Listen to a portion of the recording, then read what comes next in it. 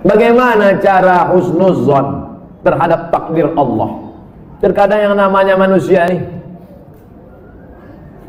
asa an takrahu syai'a, boleh jadi kau benci pada sesuatu, wa yaj'alallahu fihi khairan katsira. Kau benci, di balik benci itu ada kebaikan yang luar biasa. Ikut latihan paskibraka, sudah hampir mau, tiba-tiba batal. Sakit hati, benci, kenapa nasib begini? Rupanya skenario Allah indah. Dipanggil sama Pak Kapolres, diuruskan ke Jakarta. Terbang ke Jakarta. Takdir, rencana Allah jauh lebih indah daripada yang kita rencanakan.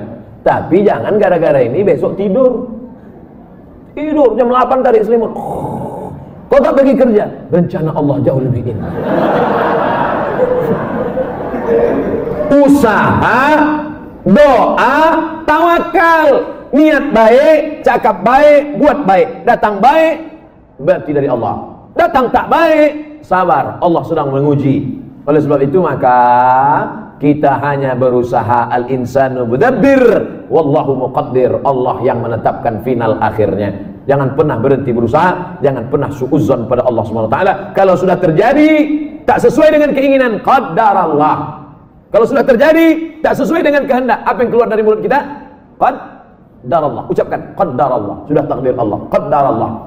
Karena kalau berkalau-kalau, dibeli tanah 2 hektar, ditanam sawit, ditunggu pupuk, memupuk, membersihkan 2 tahun. Begitu panen, datang orang lain ngambil.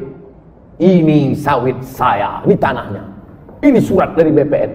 Apa tak gila gitu? Tiap malam, tiap pagi, kenapa nanam sawit? Kenapa nanam sawit? Kenapa nanam sawit? Kenapa nanam sawit? Qadarallah, sudah selesai. Game is over. La ta'jaz, jangan lemah. Karena sekali kau berkata kalau, akan disusul kalau. Itulah orang kena insomnia, tak tidur malam. Kuri-kuri. Pergi ke psikiater. Pak psikiater, ya aku sudah tak tidur berapa lama? Sudah 2 malam tak tidur. Kata psikiater, aku 2 bulan tak tidur. Parah pula aku dari kau lagi. Siapa yang tak punya masalah hidup ini? Oleh sebab itu kita berbaik sangka kepada Allah Subhanahu wa taala selama sudah dilaksanakan 3: ikhtiar, usaha, doa, tawakal. Fa idza azamta, kalau kau sudah azam, fatawakkal 'ala Allah. Innallaha yuhibbul mutawakkilin. Allah suka pada orang yang bertawakal. Semua buah-buahan yang ada di Medan, di Brastagi, di Rantau Prapat, semua buah-buahan yang ada di dunia ini, itu sudah tertulis di buah itu, Abdul Somad. Semua ikan-ikan yang ada di Belawan, yang ada di Medan, yang ada di Pancur Batu, sudah tertulis di ikan itu, Abdul Somad. Tidak akan mungkin ikan itu dimakan orang lain. Ikan mahal, ikan hebat, sudah tertulis, tak akan mungkin makan. Abdul Somad tak sanggup membeli ikan itu, karena sekilonya sampai 200.000. Mana kita sanggup? Seonnya 200.000, ikan mahal. Itu kalau dimakan tamu, menetes air mata kita. Saking mahal. Tapi karena sudah tertulis punya Abdul Somad, kalau rezeki takkan kemana, dituliskan Allah SWT. Siapa membelikan tuh? Bini gubernur. Belanja pagi-pagi. Orang kaya belanja kan nunjuknya pakai kelingkingannya. Berapa? Lah, dimasak. Selesai dimasak, tentu makan pakai meja yang bisa berputar tuh. Kalau berkumpul lah di situ, Kapolda, Danrem, Gubernur, siapa yang Ustadz? Siapa yang makan duluan? Ustadz lah. Mana mungkin orang itu makan duluan? Masih ada. Silakan Ustadz. Saya doa lah duluan situ. Udah ada nama situ, Abdul Somad. Tapi cerita ini jangan membuat kita pasif tak bekerja. Ya gara-gara ini besok bapak tak ada yang masuk kantor. Lu bangun nih, bang kerja. Udah tertulis nama aku di ikan itu. Ibu jangan marah. Kalau ada laki besok begitu, ibu diam aja. Pas jam 9 dia bangun, dibukanya. Mana sarapan kita? Udah tertulis nama, bagus itu bang.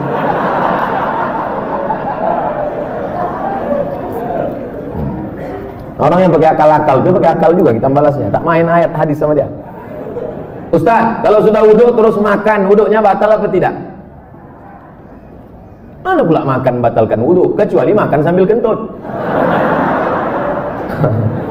Makan tidak membatalkan wudhu. Beli buku judulnya Fikih Islam Sulaiman Rashid. Saya ulang sekali lagi, Fikih Islam Sulaiman Rashid, bahasa Indonesia.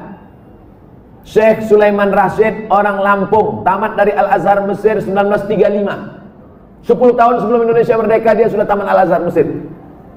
Jabatan terakhirnya rektor di Lampung, IAIN Lampung. Fikih Islam simple sederhana, supaya tahu mana rukun, mana syarat, mana wajib, mana makruh, mana membatalkan. Setiap rumah mesti punya buku ini. Ini fikih yang simple, murah, harganya 40.000. Kalau naik saya tak tanggung jawab.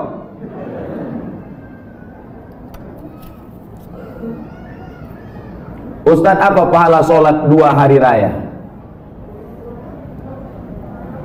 Sholat Idul Fitri, Idul Adha tak perlu dibalas. Sholat Idul Fitri, Idul Adha tidak perlu disebutkan dalil-dalilnya, tak perlu dimotivasi. Karena yang tak sembahyang pun sembahyang. Yang perlu dikasih motivasi itu sholat subuh. Lau ya'lamuna ma fil atamati was subhi. Seandainya mereka tahu pahala sholat isya berjamaah dan subuh berjamaah, la atauhuma habwan, mereka akan datang walaupun merangkak. Saking beratnya sholat isya sama sholat subuh. Rakaat al-fajri khairum minad dunya wa ma fiha.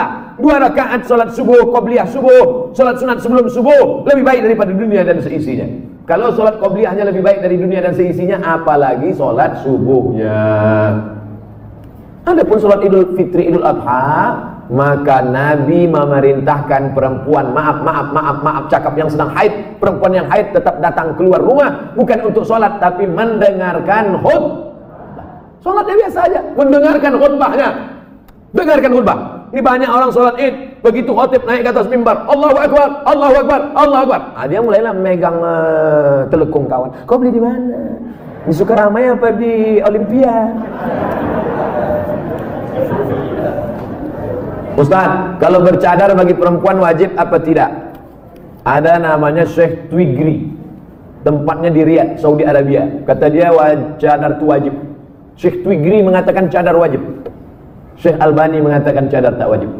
Sesama ulama salafi pun, jangankan yang mazhab Syafi'i, tak sepakat tentang cadar wajib.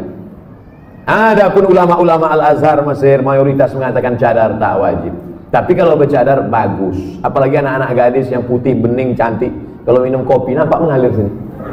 Nah, itu bagus dia bercadar. Kalau sampailah anak gadis cantik tak bercadar di Medan ini, tabrakanlah supir-supir sudaku kocan. Habis. Nah, jadi bagus. Makanya yang bercadar jangan diejek. Kenapa kalau ada orang bercadar diejek? Kenapa kalau ada orang bercadar diolok-olok? Tapi kalau perempuan berok pendek diam, berarti setan. Yang bercadar bagus, silakan. Yang tak bercadar tak apa-apa.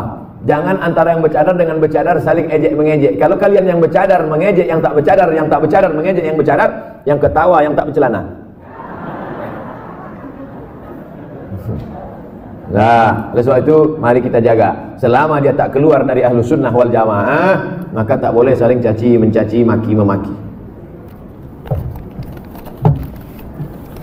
Pandangan dari syariat Islam tentang mewujudkan kemerdekaan yang hakiki. Merdeka kita tidak didikte orang lagi. Dulu kita didikte, ditunjuk-tunjuk kiri oleh Belanda dan Jepang. Belanda sudah pulang, Jepang sudah pulang. Hiroshima, Nagasaki dibom oleh Amerika, pontang-panting Jepang balik. Dan kita sekarang sudah merdeka. Masih ada bangsa yang belum merdeka. Palestina masih dijajah Israel, laknatullah alaihi. Uighur masih dijajah. Rohingya masih dijajah. Patani masih dijajah. Septa Melilia masih dijajah. Kita sudah merdeka. Bangsa Indonesia di pembukaan Undang-Undang Dasar atas berkat rahmat Allah yang Maha Kuasa dan keinginan luhur bangsa Indonesia, dengan ini menyatakan kemerdekaan. Karena penjajahan di atas dunia harus dihapuskan karena tidak sesuai dengan pri kemanusiaan dan pri keadilan. Bebas dari penjajah sudah, tapi kita perlu lebih hebat lagi. Bebas mengatur hasil alam kita untuk kita, supaya anak-anak kita tidak lagi memikir ada anak yang bunuh diri karena tidak bayar SPP, malu diejek kawan-kawannya. Padahal mestinya pendidikan gratis, 20% sudah dialokasikan pemerintah. Ada orang yang mesti ngantri hanya untuk mencari pekerjaan sebagai driver transportasi online. Bukan hina pekerjaan ini, halal, baik. tapi tak layak dengan strata pendidikan mereka yang tinggi. Oleh sebab itu maka kita tak boleh merasa puas, tapi bukan ajang untuk caci mencaci, celah mencela. Ini tanggung jawab kita bersama. Mudah-mudahan kita merdeka dari kebodohan, merdeka dari uang sekolah yang mahal, merdeka dari tidak ada kesempatan kerja, sehingga tahun ke depan menjadi lebih baik insyaallah. Amin ya rabbal alamin. Mengisi kemerdekaan itu, peringatan 17 Agustus itu dengan syukur pada Allah, karena kemerdekaan itu rahmat Allah. Ini sekarang banyak orang mensyukuri kemerdekaan, laki dipakainya baju bininya main bola pakai daster. Apa ini? Pejuang kita dulu potong panting mengusir Belanda, dia potong panting pakai baju bini. Saya tidak bertanya, saya hanya mohon doa agar anak saya jadi hafiz Quran yang rendah hati, suka bersedekah serta bermanfaat bagi umat. Tidak hanya yang minta request ini, semua anak-anaknya nanti, baik yang sudah lahir maupun belum lahir, maupun yang emaknya belum dapat, yang lajang-lajang ini, yang berondong-berondong. Saya doakan nanti semua di akhir majelis semuanya mendapatkan kebaikan insyaallah. Amin ya rabbal alamin. Ringkas saja Pak Ustaz, saya mohon Ustaz jabarkan tentang Nabi Ibrahim yang walaupun ayahnya kafir, beliau sangat santun terhadap orang tuanya. La illam tantahi Ibrahim, kalau kau tidak berhenti menceramahi aku, kalau kau tak berhenti mengajak aku menyembah Allah, la arjumannaka, aku lempar kau pakai batu sampai mati Ibrahim. Ada ayah orang Medan gini? Rasa-rasanya tak ada. Kalau kau tak berhenti menceramahi aku Ibrahim, la arjumannaka, aku lempar kau pakai batu. Wahjurni maliya, pergi kau dari sini, tinggalkan rumah ini, tinggalkan kampung ini, maliya, untuk waktu yang lama, usah kau balik-balik lagi. Apa jawaban Ibrahim alaihissalam?